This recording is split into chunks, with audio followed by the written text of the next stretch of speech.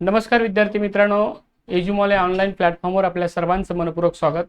आपण या व्हिडिओच्या माध्यमातून जी सीटची परीक्षा आहे पुढच्या महिन्यामध्ये, त्या परीक्षेची तयारीसाठी जो पॉलिटिकल सायन्स म्हणजे राज्यशास्त्र या विषयाबद्दलची चर्चा करणार आहोत। जी आपली मागच्या व्हिडिओमध्ये आपण पाहिलेलं आहे की राज्यशास्त्र या विषयाचा अभ्यास कसा करणं गरजेचं आहे आणि आपल्याला एक महिन्यामध्ये तो कसा कव्हर करता येईल, कारण बरेच विद्यार्थ्यांचा अभ्यास हा ऑलरेडी बऱ्याच वर्षापासूनचा चालू असतो। त्यामुळे जरी मध्ये गॅप पडला तरी बऱ्याच संकल्पना आपल्या क्लिअर असतात, काही जणांच्या नसतात। म्हणून आपण ती एक फास्ट ट्रॅक बॅच आपण ती केलेली आहे की जेणेकरून तुमच्या अभ्यासाला ती रिव्हिजनला गती जास्त मिळू शकेल, या संदर्भात आपण ते काय केलेले आहे, चालू केलेले आहे। तर विद्यार्थी मित्रांनो, आपण एक गोष्ट अत्यंत महत्त्वाची आपण या ठिकाणी माहिती घेणं गरजेचं आहे, कारण पॉलिटिकल सायन्सचा हा मेरिट जो आहे तर इतर विषयाच्या तुलनेने हा खूप जास्त प्रमाणामध्ये लागतो। त्यामुळे आपला अभ्यास पण तसाच असला पाहिजे तर आपण ते मेरिट क्रॉस करू शकतो। त्यामुळे आता आपण 2026 ला जे 15 जून 2025 ला जो पेपर झालेला आहे, लक्षात ठेवा कधी झाला पेपर, आपला पेपर जो आहे मागच्या वर्षीचा आहे 2000 कितीचा 25 चा पेपर। आता हा 2025 चा पेपर कधी झाला मागच्या वेळेचा, तर तो झालेला 15 जूनला। ओके, 15 जूनला लक्षात ठेवा। आता 15 जूनचा जो पेपर झालेला आहे तर या पेपर मध्ये पॉलिटिकल सायन्स मधले कोणकोणते प्रश्न विचारलेत, कोणत्या संकल्पनेवर विचारलेत, पाश्चिमात्य विचारवंतावर किती प्रश्न विचारले, भारतीय विचारवंतावर किती प्रश्न विचारले, नंतर भारतीय राज्यघटनेवर किती प्रश्न विचारले, त्याच्यानंतर पुन्हा इंटरनॅशनल रिलेशन म्हणजे आंतरराष्ट्रीय संबंधावर किती प्रश्न विचारलेत, आणि त्यानंतर जागतिक लेवलचे जे काही स्वायत्त संस्था आहेत त्यावर प्रश्न काय विचारलेत का, याबद्दल आपण एक 100 प्रश्न जे आहेत ना त्या ठिकाणी आपण या ठिकाणी अनालिसिस करणार आहोत की आपल्याला कशावर जास्त भर दिला पाहिजे आणि आपल्याला या पेपर कव्हर करून पास कसं होता येईल याचा अभ्यास आपण या व्हिडिओच्या माध्यमातून करणार आहे। ओके, हा पेपर जो आहे 2025 ला झालेला आहे 15 जूनला आणि 20 ऑगस्टला याचा निकाल लागलेला आहे। ओके, तर हा पेपर आपण पाहत असताना तर आपण आता एकेका गोष्टीची हे करू, कारण हा व्हिडिओ 2025चा जो लेक्चरचा व्हिडिओ आहे आपला पेपर अनालिसिसचा तो ऑलरेडी युट्यूबवर आहे, तरी आपण डबल अनालिसिस करतो त्यावर। आता या व्हिडिओच्या माध्यमातून आपल्याला काय करायचं की एक महिन्यात कोणत्या टॉपिक्सवर आपल्याला जास्त भर द्यायचा आहे आणि ते आपण या बॅच मधून आपण ते निश्चितपणे त्या ठिकाणी कव्हर करून घेणार आहोत। त्यामुळे आपल्याला पास होण्यासाठी मोठ्या प्रमाणामध्ये याची मदत वगैरे होऊ शकते। तर पहा, आता भारतीय जे विचारवंत आहेत तर भारतीय विचारवंत म्हणजे राजकीय विचारवंत म्हणतोय मी, कारण मी सुरुवातीला सिलेबसचा जो लेक्चर घेतलेले आहे तर त्या अभ्यासक्रमाच्या लेक्चरमध्ये तुम्हाला भारतीय कोणते विचारवंत आहेत की राजकीय विचारवंत मानतो आपण, त्याच्यानंतर पाश्चिमात्य राजकीय विचारवंत कोणते आहेत ते दोन्हीचा व्हिडिओ मी त्यामध्ये डिटेल्स सांगितलेले आहे, ते तुम्ही निश्चितपणे बघून घ्या। आता भारतीय राजकीय विचारवंतावर प्रश्न कसे विचारले जातात त्या संदर्भामध्ये आपण या ठिकाणी चर्चा करणार आहोत एका एकाच्या गोष्टीवर। ओके, आता पेपर हा स्क्रीनवर टाकलेला नाही, हा पेपर इथे आहे माझ्याकडे 2025 ला झालेला। तर या पेपरमध्ये कोणकोणते महत्त्वाचे टॉपिक्सवर आपल्याला जास्त भर देता येतं पास होण्यासाठी, तर आपण या ठिकाणी काय करू त्यावर आपल्याला या ठिकाणी अनालिसिस करू। तर पहा, आता राज्यशास्त्र या विषयात म्हणजे कुठला बघा आपण पेपर 2 चा अनालिसिस करतो। ओके, आणि कधीचा पेपर आहे तो, पेपर आहे 2025 चा। ओके, तर आता यावर काय काय प्रश्न विचारले ते आपण पाहू आता एकाएकाने पहा। ओके, तर भारतीय राजकीय विचारवंत। ओके, आता हे राजकीय विचारवंत आहेत। आता राजकीय विचारवंत कोणकोणत्यावर प्रश्न विचारण्यात आलेले आहे 2025 मध्ये, म्हणजे आपल्याला काय होईल माहिती आहे का, त्याचा आपण चांगल्या रीतीने आपल्याला जास्तचा अभ्यास करता येईल म्हणून आपण ते अनालिसिस करतो की यावर कोणकोणते प्रश्न विचारले जातात। पहा, आता एक प्रश्न विचारून गेलेले आहे त्यामध्ये की 2 प्रश्न आले होते, doctor Babasaheb Ambedkar. Okay, doctor Babasaheb Ambedkar 2 प्रश्न येऊन गेले होते। आता 2 प्रश्न कोणकोणते आले ते यावर ते थोडक्यात शॉर्ट मध्ये सांगतो तुम्हाला। डॉक्टर बाबासाहेब आंबेडकरांच्या एका पुस्तकाचं नाव विचारलं होतं। आता तुम्ही पेपर अनालिसिस करताना किंवा आपण ते एकूण किती पुस्तकं बाबासाहेबांनी लिहिलेली आहेत राजकीय अनालिसिस करताना त्या पुस्तकाची नावं आपण लेक्चरमध्ये आपण जेव्हा व्हिडिओ सुरू होतील आपले लेक्चर बॅचमध्ये त्यामध्ये आपण ते सांगणार आहोत। ते पुस्तकावर एक प्रश्न विचारला होता। दुसरा प्रश्न विचारला होता त्या डॉक्टर बाबासाहेब आंबेडकर यांच्या राजकीय विचारावर लोकशाहीची व्याख्या विचारली होती, लक्षात ठेवा। म्हणजे 2 प्रश्न डॉक्टर बाबासाहेब आंबेडकर यांच्यावर विचारण्यात आले होते, ते लक्षात ठेवा। त्याच्यानंतर अजून कोणकोणत्या भारतीय राजकीय विचारवंतावर ते प्रश्न विचारण्यात आले होते ते पण महत्त्वाचं आहे। पहा, कौटिल्य याची राजकीय विचार, त्याच्यानंतर M.N. रॉय। आता हे 4 जण दिले होते अशी एकंदरीत खाली, कोण कोण, जयप्रकाश, ओके, जयप्रकाश नारायण, ओके, हे दिले होते आणि असं जोड्या लावायला विचारलं होतं यांचे विचार आणि एकंदरीत वगैरे, तर यामुळे ते तुम्हाला माहिती असणं गरजेचं आहे त्यावर। त्याच्यानंतर श्री अरविंद यांची विचारधारा, यांची राजकीय संकल्पना यावर सुद्धा प्रश्न विचारून गेलेले आहे. ओके, त्यानंतर अजून कोणावर विचारलं होतं पुन्हा, आता जयप्रकाश नारायण. आता जयप्रकाश नारायणवर काय प्रश्न विचारला होता? जयप्रकाश नारायण, ओके, यांच्यावर काय विचारलं होतं त्यांनी? तर संपूर्ण क्रांती म्हणजे काय याची व्याख्या विचारली होती, आणि या संपूर्ण क्रांतीमध्ये कोणते राजकीय विचार आहेत हे त्यामध्ये विचारण्यात आली होती, लक्षात ठेवा. ओके, तर आता आपल्याला काय केलं पाहिजे की त्याचं नेमकं हे ह्या टॉपिक्सवर आपल्याला जास्त भर दिलं पाहिजे की हे राजकीय विचारवंतावर ते प्रश्न विचारले जातात. पुन्हा आता काय प्रश्न विचारला होता की रवींद्रनाथ टागोर यांच्यावर विचारला होता. यांच्यावर कसा प्रश्न विचारला होता की त्यांची नाईटहुड ही जी पदवी आहे इंग्रज सरकारकडून दिली जात होती त्या काळामध्ये, अतिशय विद्वान लोकांना ती दिली जात होती नाईटहुड नावाची पदवी, तर त्या पदवीच्या संदर्भात प्रश्न विचारला होता. तो प्रश्न कसा विचारला? बऱ्याच जणांना वाटत होता की तो हिस्ट्री सारखा प्रश्न आहे, तसं नाही विचारला, कारण ते रवींद्रनाथ टागोरवर विचारला होता की जालियनवाला बाग हत्याकांडानंतर खालीलपैकी कोणत्या राजकीय विचारवंतानं आपली पदवी नाईटहुड परत केली होती, हा प्रश्न विचारला होता. मग ते रवींद्रनाथ टागोर आपल्या राजकीय विचारवंतामध्ये येतात, त्यामुळे ती प्रश्न विचारण्यात आला होता मागच्या वेळेस वगैरे. ओके, आता आपण पुढे बघू कोणा विचारलं होतं. बघा, पंडित नेहरू यांच्यावर सुद्धा प्रश्न विचारण्यात आला होता, पंडित नेहरूला जोड्या लावायला वगैरे. आणि त्याच्यानंतर लोकमान्य टिळक यांच्यावर सुद्धा प्रश्न विचारला होता. कशासाठी? संमती वय जे कायदा आला होता त्या कायद्याला रिलेट करणारा प्रश्न विचारला होता, लक्षात ठेवा, म्हणजे ते आपल्याला माहिती असलं पाहिजे. ओके, आपण ते लेक्चरमध्ये डिटेल घेणार आहे, यावर विचारलेलं आहे. त्याच्यानंतर महात्मा गांधीवर सुद्धा प्रश्न होता, MK गांधी.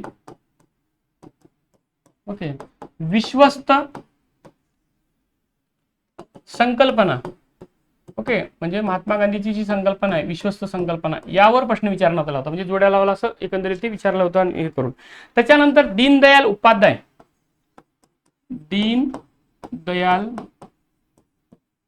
उपाध्याय, ओके, यावर सुद्धा प्रश्न विचारण्यात आलेला आहे 2025 मध्ये प्रश्नपत्रिकेला.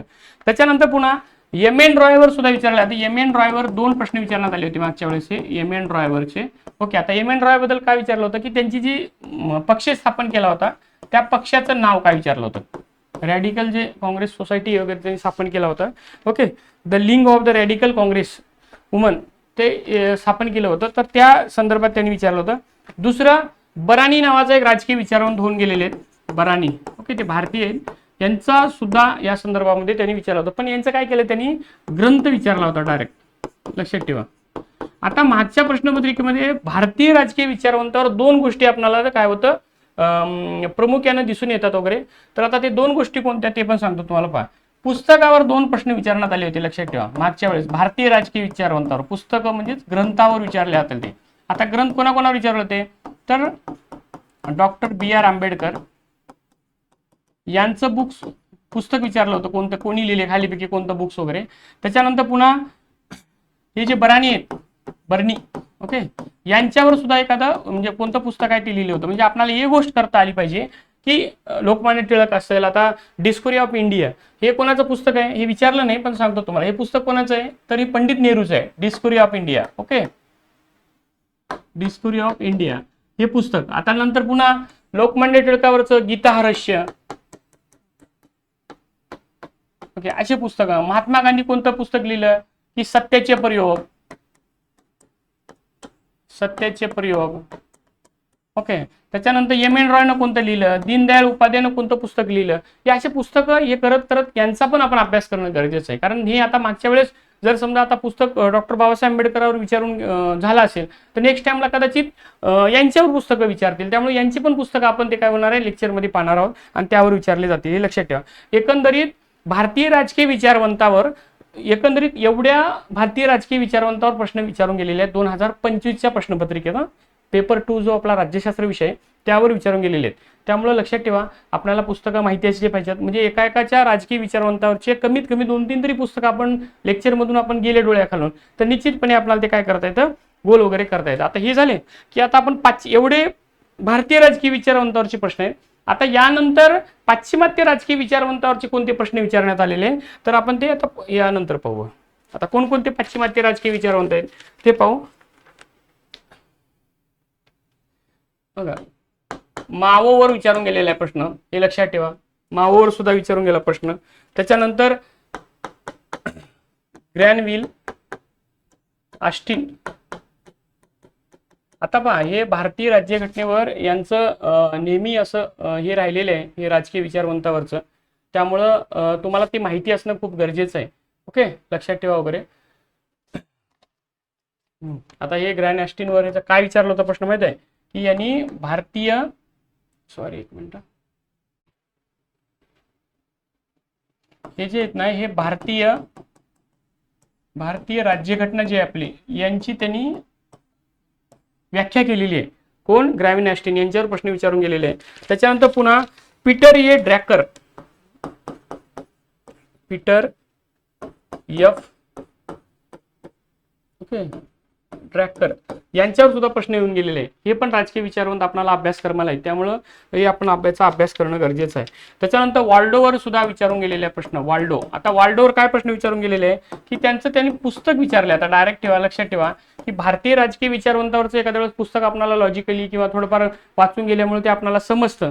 पण प्रश्न असा आहे की यांचं कोणतं पुस्तक आहे हे माहिती असणं गरजेचं आहे, कारण ते इंग्लिशमधले पुस्तक असतात वगैरे. त्यामुळे ते प्रत्येक ह्या भारतीय जे पाश्चिमात्य राजकीय विचारवंत आहेत ना, यांच्यावर सुद्धा आपण काय करणार आहोत, डिस्कशन करणार आहोत की यांची पुस्तकाची नावं पण देणार आहोत. म्हणजे जेणेकरून तुम्हाला एकदा जर दोनदा डोळ्याखालून गेला तुमचा अनालिसिस झालं तर तुम्हाला ते निश्चितपणे काय करता येईल, ते काही गोल करता येईल. ओके, पुढे आता हेनरी फिओल यांच्यावर सुद्धा प्रश्न विचारून गेलाय. हेनरी ओके हेनरी फिओल हे राजकीय विचारवंत आहेत बरं का. आता यावर काय प्रश्न विचारून गेला तर त्यांनी प्रशासन ओके ऍडमिनिस्ट्रेशन प्रशासनावरची व्याख्या विचारलेली आहे यांची. यांनी व्याख्या काय केली विचारली, व्याख्या दिली, खालीलपैकी कोणी व्याख्या केली असा त्यांनी प्रश्न विचारलेला आहे. ओके, आता पुढे पहा दुसरं काय केलंय. MP फॉलेट,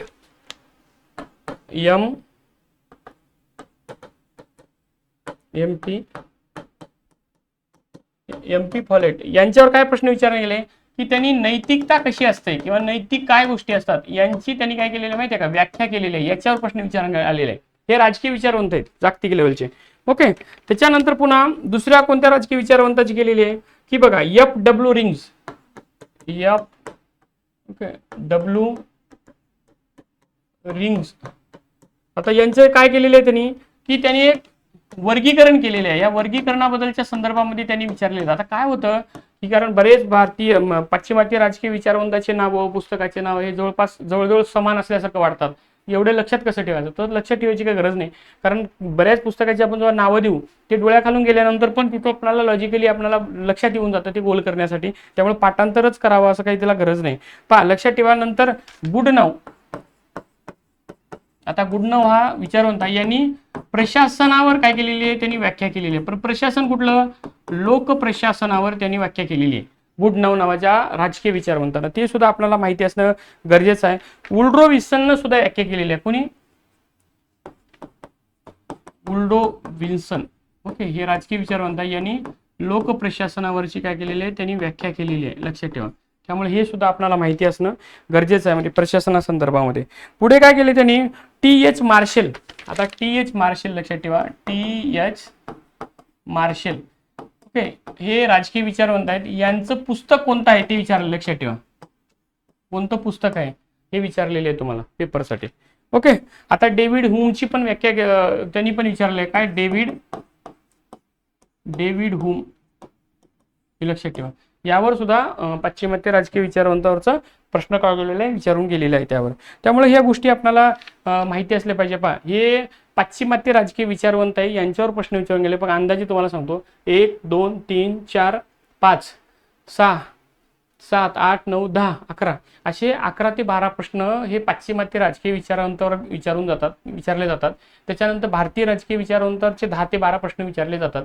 त्यामुळे 20 प्रश्न याचे झाले. पण भारतीय राजकीय विचारवंताचा तुमचा एकही प्रश्न चुकला नाही पाहिजे. याच्यामधले थोडंफार इकडे तिकडे झाले तर ठीक आहे, पण त्यातला नाही चुकला पाहिजे. आता यातलंही काही होण्याची गरज नाही. आपल्याला कळलं पाहिजे की लोकप्रशासन आणि प्रशासन यांच्या व्याख्या करणारे काही राजकीय विचारवंत आहेत, ते फिक्स ठरलेले आहेत की ते त्यांच्यावरच व्याख्या केलेली आहे, दुसऱ्यानं कोणी व्याख्या केलेली नाही. त्यामुळे आपल्याला ते थोडंसं कळलं की गुडनाव हा प्रशासनावरच व्याख्या केला आहे, लोक प्रशासनावर किंवा एकंदरीत ते ह्याच्यावरचा. मग ते आपल्याला माहिती असलं पाहिजे. वुल्ड्रो विल्सन कशावर, काय संदर्भामधला आहे ते तुम्हाला माहिती असलं पाहिजे. एकदा जर तुमच्या ते समोरून गेलं तर तुम्हाला काय होतं, निश्चितपणे त्याचं सोडवता येतं. आता हे झाले राजकीय विचारवंत, पाश्चिमात्य आणि भारतीय. आता त्याच्यानंतर कोणकोणते प्रश्न विचारण्यात आलेले आहे पुढे, तर आपण ते पण थोडंसं पाहू, म्हणजे तुम्हाला कसं होईल की एक थोडासा अंदाज येईल की अभ्यास कसा करावा वगैरे. आता भारतीय राज्यघटनेवर कसं विचारले, आता एक प्रश्न येऊन त्यांनी विचारून गेला होता. आता आपण एक एक गोष्टीचं बघू दे. पहा, आता दुसरा अजून एक प्रश्न, आता प्रश्नपत्रिका माझ्या समोरच आहे, ते तुम्हाला सांगतो वगैरे. ओके,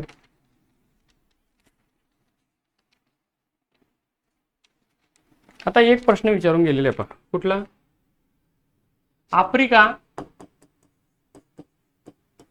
आफ्रिकेमधले वसाहतवाद.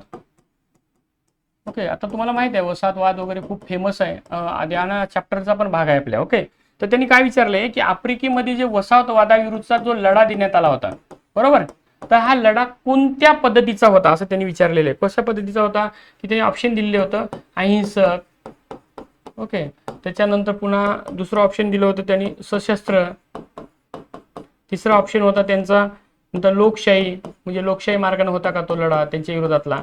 हे असे प्रश्न विचारण्यात आले होते, त्यामुळे हे आपल्याला माहिती असणं गरजेचं आहे. त्याच्यानंतर त्यांनी दुसरा प्रश्न काय विचारला होता की युरोपीय राज्यात राष्ट्रवादाला कारणीभूत ठरणाऱ्या घटना कुठल्या. आता युरोपियन, ओके, युरोपामधलं कुठलं राष्ट्रवाद. आता हे राष्ट्रवाद आहे युरोपमधला, हा सिलेबसचा भाग आहे, आपल्याला लक्षात ठेवा. राष्ट्रवाद इथं जे काही उठाव झालेले आहेत किंवा घटना घडलेल्या आहेत त्याला कारणीभूत असणारे खालीलपैकी घटना कुठल्या असं विचारलंय, कारणीभूत घटना.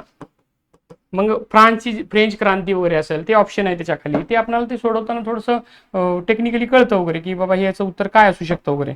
आता दुसरा विचारलं त्यांनी, पाकिस्तानातला शेवटचा लष्करी हुकुमशाह कोण होता. आता पाकिस्तानचं माहिती आहे शेवटचा लष्करी हुकुमशाह कोण होता, इथं पाक.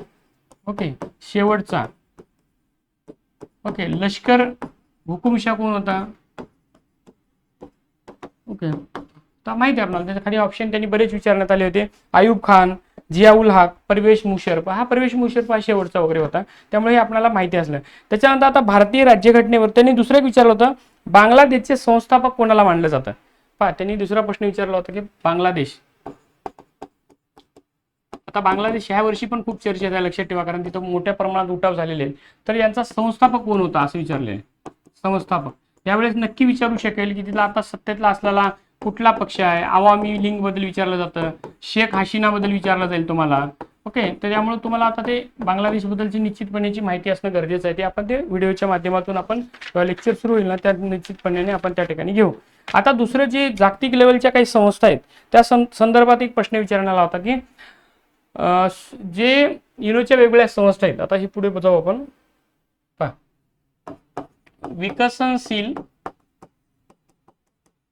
विकसनशील देश जे आहेत, म्हणजे जे विकसित होण्याच्या मार्गावर आहेत, तर ते एक प्रश्न विचारला होता की खालीलपैकी कुठली अशी संस्था आहे कोणती की त्या संस्थेकडून विकसनशील देशाला मदतीचा हात दिला जातो असं त्यांनी विचारलेलं आहे. आता त्यांनी ऑप्शन वगैरे लक्षात ठेवा, विकसनशील देश.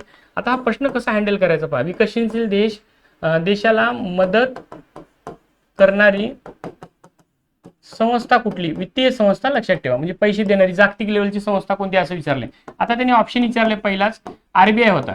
आता मला सांगा भारतातल्याच ह्याच्यासाठी ती वित्तीय संस्था आहे आरबीआय, ती मदत करू शकते, जागतिक लेवलची आहे का नाही, हा प्रश्न डायरेक्ट कट होतो, हे लक्षात ठेवा. दुसरा त्यांनी ऑप्शन दिला होता की ब्रिटन वूड संस्था. ओके, काय ब्रिटन म्हणजे असं आहे ते, ब्रिटन वूड संस्था. आता हे त्याचं उत्तर होतं, या संस्थेकडून विकसनशील देशाला मदत केली जातात. तर तिसरा ऑप्शन होता, काय होता दुसरा, Asian Development Bank. Asian Development Bank. हे आशियन डेव्हलपमेंट बँक फक्त आशियन लोकांसाठी असतं, जागतिक लेवलच्या सर्व विकसनशील देशाला नसतं. त्यामुळे तुम्ही लॉजिकली पण त्याच्या प्रश्नाचं छान उत्तर देऊ शकता. नंतर आहे युनिसेफ. युनिसेफ हे मदत नाही करत विकसनशील देशाला, वेगळ्या पद्धतीचं युनिसेफ मदत करते, म्हणजे शैक्षणिक मदत असेल, सांस्कृतिक मदत असेल, त्या संदर्भामध्ये काय करतं, ती मदत वगैरे करतं. हे पण तुम्हाला माहिती असणं गरजेचं आहे. त्याच्यानंतर आपण पहा, रिओ दो जानेरोला जे शिखर परिषद घडली होती, ओके, 2012ची रिओ दो जानेरो, हे कुठं आहे, ब्राझीलची राजधानी आहे, लक्षात ठेवा. ब्राझीलमध्ये 2012ला जी आपली परिषद भरली होती त्याला वसुंधरा परिषद म्हणतो किंवा आपण, ओके, या जी परिषद भरली होती, तर या संदर्भात सुद्धा प्रश्न विचारून गेलेले आहे आपल्याला, ते पण आपल्याला तुम्हाला माहिती असणं गरजेचं आहे. त्याच्यानंतर पुन्हा काय प्रश्न विचारण्यात आला होता ते पण लक्षात ठेवा की आता काही संस्था दिलेल्या आहेत, कोणत्या कोणत्या पाहता इथं, ब्रिक्स, त्याच्यानंतर ओपेक, नंतर पुन्हा सार्क. आता यांचं स्थापना दिवस विचारलेलं आहे, लक्षात ठेवा. म्हणजे कोणत्या वर्षी स्थापना झालेली आहे. आणि त्याचं काय म्हणलं त्यांनी विचारलेलं आहे की त्याच्यामध्ये चुकीची जोडी कोणती आहे ते विचारलं. म्हणजे सार्क, ओपेक, आशियन अशा जोड्या विचारलेल्या आहेत. तर आता काय होईल माहिती का, तर याचा आपण अभ्यास करताना कसं करता येईल, एवढ्या जेवढ्या संस्था आहेत. ओके, तर यांचा स्थापना दिवस कधी आहे, याचं मुख्यालय दुसऱ्या वेळेस विचारलं जाईल. आता मुख्यालय कुठं आहे, किंवा याचा भारत कोणकोणत्याचा देश नाही, म्हणजे भारत हा सध्या संस्थापकीय देश आहे का, किंवा देशाची संख्या विचारली जाईल, किंवा सध्याची शिखर परिषद कुठं घडलेली आहे यांची. ओके, शिखर परिषद हे विचारलं जाईल. त्यामुळे हे आपण सर्व ज्या काही संस्था आहेत तर त्याबद्दल पण आपण काय करणार आहोत, माहिती बघणार आहोत. त्यांनी विचारलं की हिंदी महासागरामध्ये भूमिका स्पष्ट करण्यासाठी भारत हा खालीलपैकी कोणत्या संस्थेचा प्रमुख आहे असं त्यांनी विचारले. भारत ज्या संस्थेला रिलेट करतो ना तिथला प्रश्न विचारला जातो. त्यामुळे आपल्याला अभ्यास करताना अशा संस्थांचा अभ्यास करायचा की भारत हा ओपेकचा कंट्रीचा देश आहे का. ओपेक म्हणजे जिथे पेट्रोलियमचे साठे जास्त असतात असे देश म्हणजे ओपेकचे देश असतात. ओके, जसं की इराण असेल, कुवेत असेल, कतार असेल असे देश. मग भारत त्याचा मेंबर आहे का, भारत हा त्याचा सदस्य आहे का, हे असं विचारलं जातं. तर आपल्याला कळलं पाहिजे की नाही, मग आपल्याला ती माहिती पाहिजे ओपेकचं फुल फॉर्म, पेट्रोलियमचे साठे वगैरे. त्याच्यानंतर दुसरे विचारले जागतिक व्यापार संघटना. जागतिक व्यापार संघटना याचं स्थापना कधी झाली हे विचारले. बघा लक्षात ठेवा, किती सोपा प्रश्न होता हे. असं स्थापना विचारला. आता नेक्स्ट टाइमला काय विचारेल, दुसरं काय विचारतील, असं जागतिक लेवलची कोणती हे का, IMF विचारू शकतील.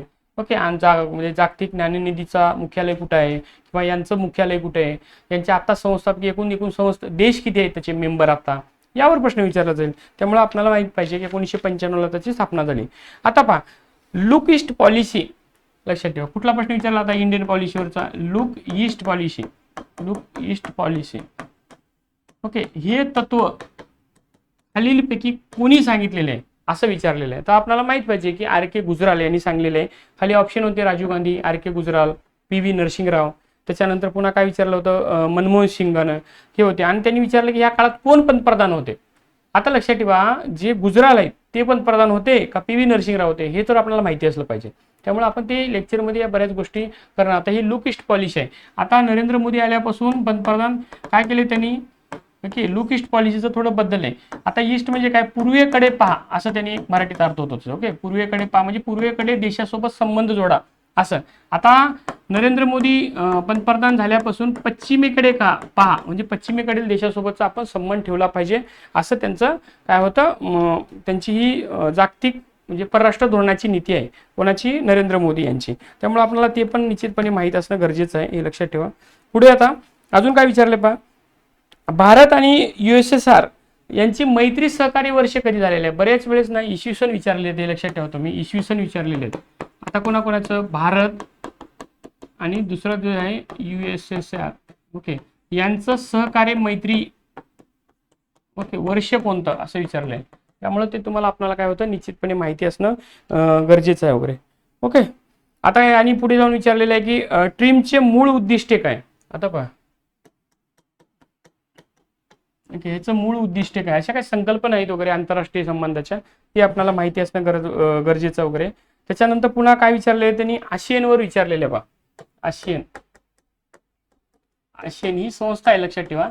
यांचे एकूण म्हणजे स्थापना कधी झाली, म्हणजे 4 लाईनीमध्ये विचारलं होतं स्थापना कधी झाली, याचा मूळ उद्देश काय, हे असं तुम्हाला ते माहिती असलं पाहिजे. म्हणून आपण ते वेगवेगळे संस्था घेत असताना आपल्याला ते माहिती करून घेणार. ओके, त्याच्यानंतर अजून दुसरा काय, गुजराल सिद्धांत कशाशी संबंधित आहे. बघा 2 प्रश्न विचारले होते गुजराल सिद्धांतावर. आता हे जे आहे ना गुजराल सिद्धांत खालीलपैकी कशा संदर्भात आहे, तर हा परराष्ट्र धोरणाचा संदर्भात आहे. तिथं ऑप्शन मध्ये विचारले. आता ऑप्शन मध्ये काय विचारलं होतं पहा, की गुजराल सिद्धांत हा कशा संदर्भात वगैरे असं त्यांनी विचारलेलं आहे. तर त्यांनी आपल्याला माहित पाहिजे की भारताचा आण्विक धोरण बदल आहे का, तर नाही. तर भारताची ऊर्जा सुरक्षा धोरणाबद्दल तो सिद्धांत आहे का, तर नाही. तिसरं ऑप्शन काय विचारले, भारतीय पर्यावरण धोरणाबद्दल आहे का, नाही पर्यावरण. तर ते भारतीय परराष्ट्र धोरणासंदर्भातला सिद्धांत आहे, कारण गुजराल परराष्ट्र मंत्री होते, नंतर ते पंतप्रधान वगैरे या संदर्भात आपल्याला ते लॉजिकली आपल्याला कळलं पाहिजे. आता सार्क शिखर परिषदेच्या काही जोड्या विचारलेत पहा, लक्षात ठेवा. मी आधी सांगितलं तुम्हाला की आता मागच्या पेपरला काय विचारलं होतं, सार्क जे शिखर परिषद होती, सार्कची परिषद, ओके शिखर परिषद, तर यांच्या जोड्या विचारल्यात की कोणत्या देशामध्ये कधी घडली होती किंवा कोणत्या देशात होती. आता उदाहरण त्यांनी काय होतं ते विचारताना कसं विचारतील, पहिली, दुसरी किंवा कोणती याचं विचारतील आणि कोणत्या देशामध्ये घडली, इथं देशाचे नाव विचारतील. तर ते काय होईल, तुम्हाला माहिती असलं पाहिजे त्या देशाचे नाव, कोणत्या कोणत्या देशासोबत ती घडलेली आहे वगैरे. त्यामुळे हे विचारले. आता यावेळेस सार्क विचारले. नेक्स्ट आता ह्या येणाऱ्या पेपरमध्ये ब्रिक्स विचारतील, त्याच्यानंतर पुन्हा आशियन विचारू शकतात. त्यामुळे आपण अभ्यास कसं एकच करतानाच्या 3 प्रश्न कसं तयार होतील याचा आपण अभ्यास केला पाहिजे. उदाहरण सांगतो. आता याचं स्थापना आपल्याला लक्षात पाहिजे, याचा उद्देश कधी आहे हे माहिती पाहिजे, याचं इसवी माहिती पाहिजे कधी स्थापन झालेले आहे, यांचे देश माहिती पाहिजे कोणते कोणते देश आहेत, किंवा एखादा नवीन देश यांना कोणता ऍड झालाय का नवीन देश, हे ते माहिती असलं पाहिजे. तर आपल्याला ते निश्चितपणे काय होतं, सोडवण्यासाठी वगैरे चांगल्या पद्धतीची मदत वगैरे होते. आता दुसरं तुम्हाला माहित असेल IPCC म्हणजे हा पर्यावरणाशी निगडीत आहे पण आंतरराष्ट्रीय संस्था आहे, हे लक्षात ठेवा. हे ओके, हे तर हे कशा संदर्भात आहे विचारण्यात आलेले आहे. ओके, IPCC आणि याची स्थापना कधी झाली हे पण विचारलेले आहे. स्थापना, ओके, याची स्थापना विचारलेली आहे. त्याच्यानंतर पुन्हा याचा उद्देश पण विचारू शकतात वगैरे. त्यामुळे ही पण माहिती असणं गरजेचं आहे तुम्हाला. ओके, त्याच्यानंतर अजून दुसरा प्रश्न काय विचारलाय त्यांनी, की काही लोकांचं असे गट विचारले. मी कालही सांगलो होतो त्या लेक्चरमध्ये की स्थलांतरित करणारे लोक आहेत, म्हणजे त्याला मायग्रेट म्हणून म्हणतो लोक, की जसं बांगलादेशमध्ये लोकांवर हल्ला करण्यानंतर लोक शेजारच्या देशात येतात पळून, जसं मेक्सिकोचे अमेरिकेमध्ये जातात. ओके, त्याच्यानंतर म्यानमारचे भारताच्या सीमेरेषी राज्यामध्ये प्रवेश करतात स्थलांतरित लोक. तर असा एखादा गट विचारला जाईल तुम्हाला की हा गट कुठला आहे. ओके, आता मागच्या वेळेस गट विचारला होता उईगुर नावाचा गट. कुठला विचारला होता, उईगुर नावाचा वांशिक गट विचारला होता की हा गट खालीलपैकी कोणत्या देशाचा आहे. म्हणून पेपरमध्ये जो गट चर्चेत आहे, आता जसं बांगलादेशमधले लोक भारतात येण्यासाठी हे करतात, मग तिथला कुठला अल्पसंख्याक गट आहे का जो शेजारच्या देशामध्ये येतो, असं जगातला कुठला विचारला होता. मागच्या वेळेस त्यांनी विचारला होता. तर हा उईगुर कुठला आहे, तर हा चीन मधला आहे वांशिक गट आहे. तर त्यांनी तो भारतामध्ये येण्यामध्ये केलं, कारण का, म्हणजे तो पेपरमध्ये चर्चेत होता. ओके, म्हणजे न्यूज पेपर पण महत्वाचं आहे कारण हे करताना आपल्याला सोडवताना वगैरे. आता त्यांनी अजून एक जुना प्रश्न विचारला होता, कारण एक थोडासा तिस्ता नदी आहे. हा तिस्ता नदीचा जो वाद आहे तर खालीलपैकी कोणत्या 2 देशामध्ये आहे असं त्यांनी विचारलं. 2 देश, भारत आणि बांगलादेश, या 2 संदर्भामध्ये विचारण्यात आलेले आहे. पण असं भारत बांगलादेश सोबत आहे ना, तसं दुसऱ्या देशासोबत पण विचारलं जातं. जसं आता उदाहरणार्थ विचारू शकतात ते की चाबार बंदर. आता चाबार बंदर आहे तर भारत खूप चर्चेत आहे, कारण आपण ते इराणमध्ये हे करतोय, बांधण्यासाठी प्रयत्न करतो, बांधले बरंच. तर त्यामुळे ते कोणत्या देशासोबत आहे ते विचारलं जाईल. आता ही तिस्ता नदी आहे, ही कुठून उगम पावते, कुठून जाते, हे महत्वाचं आहे, कारण ही सिक्कीम सोबत आपल्यासोबत ती आहे. सिक्कीम मधून ती तिस्ता नदी वगैरे हे करते.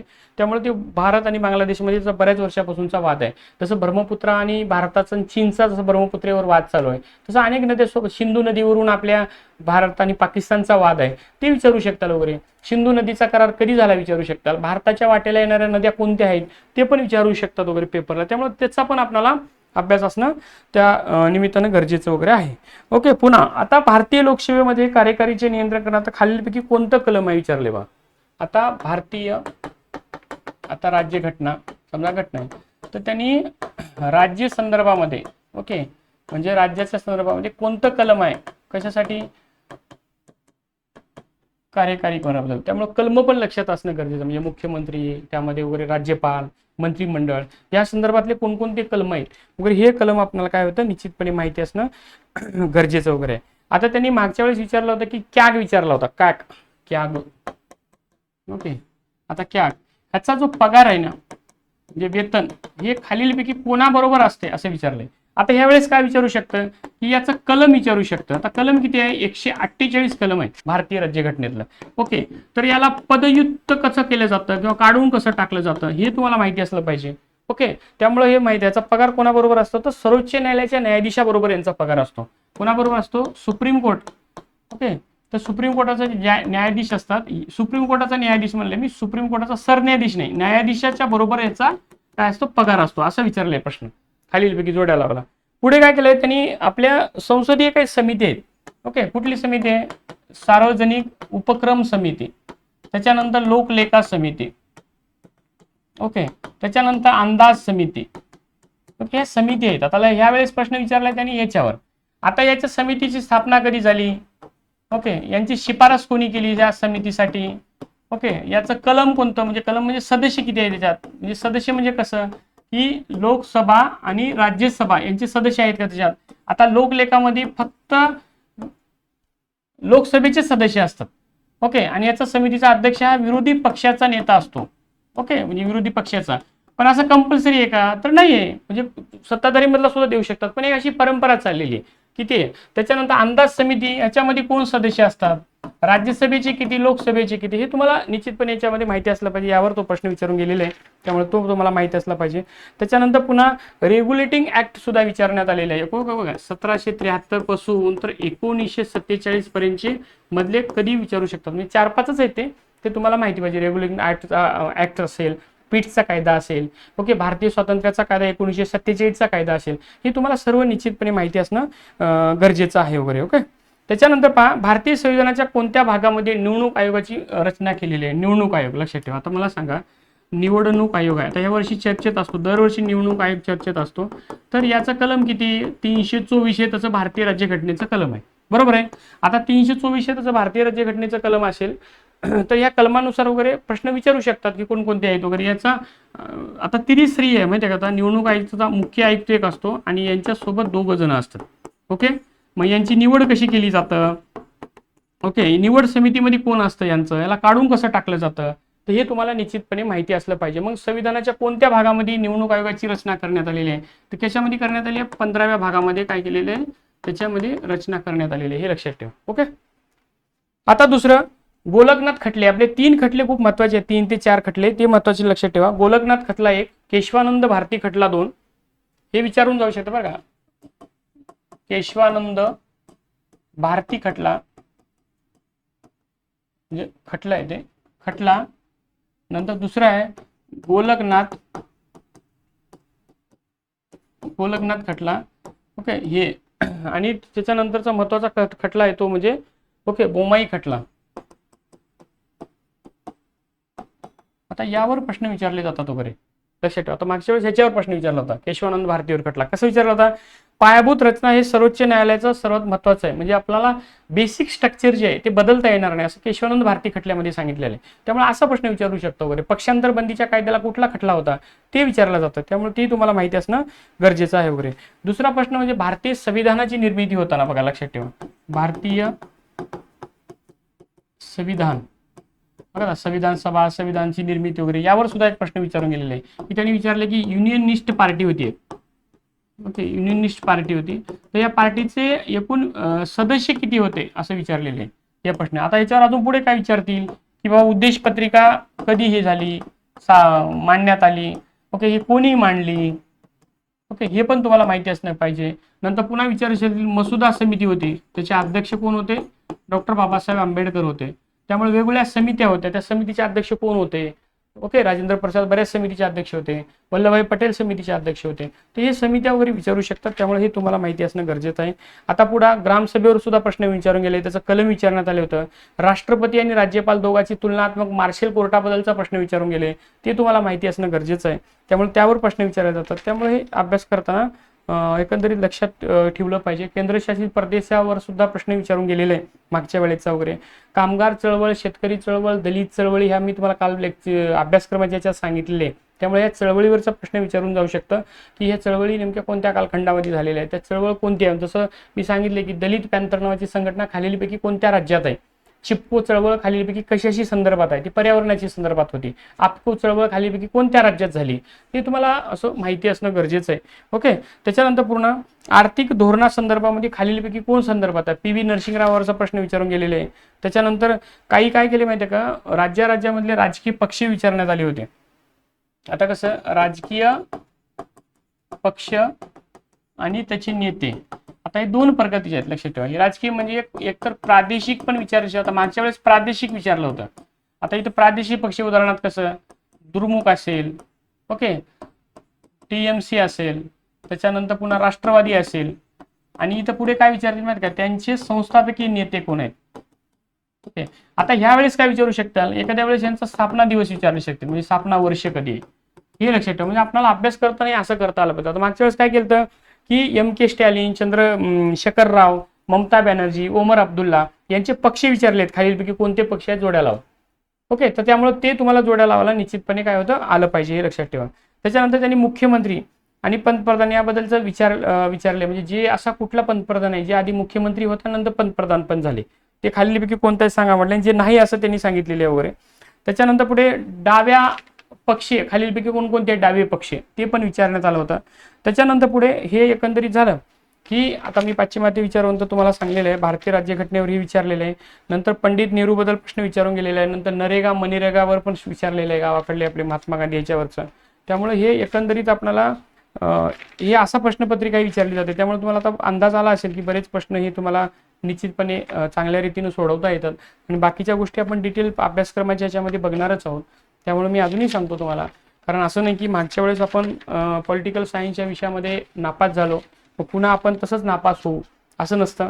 कारण IPL मध्ये एका टीमला 18 वर्षे लागतात आपल्याला विन होण्यासाठी. त्यामुळे असं कधी समजू नका स्वतःला की आपण या परीक्षेत पास होणार नाही. शेट परीक्षा पास होण्यासाठी उत्तम कोणत्या गोष्टी तुमच्या आयुष्यात बदलू शकतात किंवा घडू शकतात या संदर्भामध्ये मी तुम्हाला मागच्या व्हिडिओमध्ये पण सांगलेले आहे. त्यामुळं आणि राहिला प्रश्न एक महिन्यामध्ये अभ्यासक्रम कंप्लीट होऊ शकतो का, तर ते आरामात होऊ शकतं. याचं कारण असं, कारण तुमच्या काही बेसिक गोष्टी तुम्हाला आधीच माहिती झाल्या. म्हणजे भारतीय राज्यघटनेवरचा जर प्रश्न आला तर तुम्हाला निश्चितपणे ते सोडवता येतं का, म्हणजे ते तुम्हाला ऑलरेडी माहिती आहे. नंतर त्याच्यानंतर पुन्हा भारतीय राजकीय विचारवंतावरचे जे प्रश्न आले, समजा डॉक्टर बाबासाहेब आंबेडकर असतील, महात्मा गांधी असतील, मानवेंद्रनाथ रॉय असतील, रवींद्रनाथ टागोर असतील, हे तुम्हाला बेसिक माहिती आहे, आधीपासून घडलेले आहे. त्यामुळे यावर तुम्हाला निश्चितपणे सोडवता येतं. त्यामुळं 30 दिवसाचा कालखंड हा म्हणजे पास होण्यासाठी तुम्हाला चांगला आहे, कारण तुमचं बेसिक कंप्लीट असतं, आपलं मास्टर झालेले असतं. त्यामुळं निश्चितपणे आपल्या बॅचमधून 30 दिवसाच्या बॅचमधून आपण जेवढं चांगलं देता येईल किंवा परीक्षेच्या ह्याच्यानुसार पेपरला येईल असं संभाव्यता जास्त होईल असे प्रश्न आपण त्यामध्ये टाकून देण्याचा प्रयत्न करू. कारण त्यातून तुम्ही पास व्हाल तर तुमचं निश्चितपणे हे स्वप्न पूर्ण होऊ शकतं वगैरे. आणि आपली बॅच बरीच दिवस रेकॉर्डिंग बॅच पण राहणार आहे. कदाचित थोड्या मार्कानं आपलं या परीक्षेत राहू नये. जर समजा राहिलं तर येणाऱ्या परीक्षा पुन्हा 6-6 महिन्यांना असतात. नीटची परीक्षा दर वर्षात 2दा असते. त्या परीक्षेसाठी त्याचा निश्चितपणे फायदा होऊ शकतो वगैरे. त्यामुळे तुम्ही ही बॅच जॉईन करा, जेणेकरून तुम्हाला परीक्षेसाठी फायदा वगैरे होऊ शकतो आणि सेट परीक्षेसाठी मदतीचा हे चांगल्या पद्धतीचं हे होऊ शकतं. आणि तुम्हाला रिव्हिजनसाठी चांगल्या पद्धती, आता हे सांगताना तुम्हाला रिकवर जास्त वगैरे झालं की तुम्हाला कळून जातं प्रश्नपत्रिका हँडल करायला. आणि दुसरं महत्त्वाचं असं की तुम्हाला निगेटिव्ह सिस्टीम नाही, ओके, म्हणजे मायनस पद्धत नाही. त्यामुळं तुम्ही पहिल्या पेपरला 50 प्रश्न, ओके, दुसऱ्या पेपरला 100 प्रश्न.